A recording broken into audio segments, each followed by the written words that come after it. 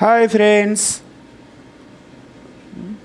ఇవాళ టాపిక్ వచ్చేసి చెబుతాను కానీ ఎవరన్నా అట్లా వచ్చి ఇట్లా కామెంట్కి వచ్చి కామెంట్ ఇస్తే ఏ టాపిక్ మాట్లాడాలని కొంచెం ఐడియా ఉంటుంది కదా. నేను ఏ టాపిక్ అయినా మాట్లాడతా, దాన్ని కొంచెం మీరు క్వశ్చన్ చేయాలి. నాకేంటంటే మీరు నన్ను అడుగుతూ ఉంటే నేను దాన్ని ఎక్స్ప్లెయిన్ చేయగలుగుతా. ఇప్పుడు నేను ఏదో ఒకటి టాపిక్ తీసిన అనుకోండి, ఇక నాయచని చేసుకుంటూ వెళ్ళిపోతే ఏంటంటే చేయొచ్చు. కాకపోతే అంటే ఇప్పుడు అది చెప్పే విధానంలో, అంటే ఇప్పుడు మీకు నేను ఎక్స్ప్లెనేషన్ చేసే విధానంలో అన్నట్టు మీకు అనేది నేను చెప్పే విషయం అనేది మీకు కరెక్ట్ రిజిస్టర్ కాదు. అర్థమైందా?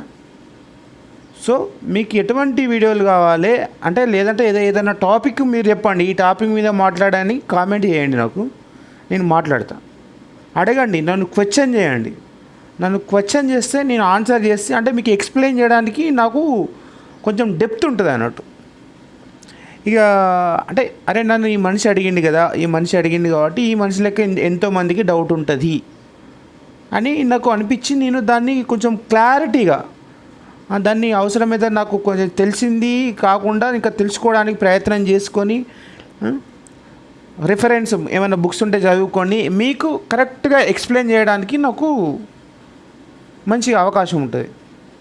సో మీకు ఏం కావాలన్నా ఏ టాపిక్ అయినా పర్లేదు, ఏ టాపిక్ మీద కావాలనుకుంటే ఆ టాపిక్ నేను మాట్లాడతా.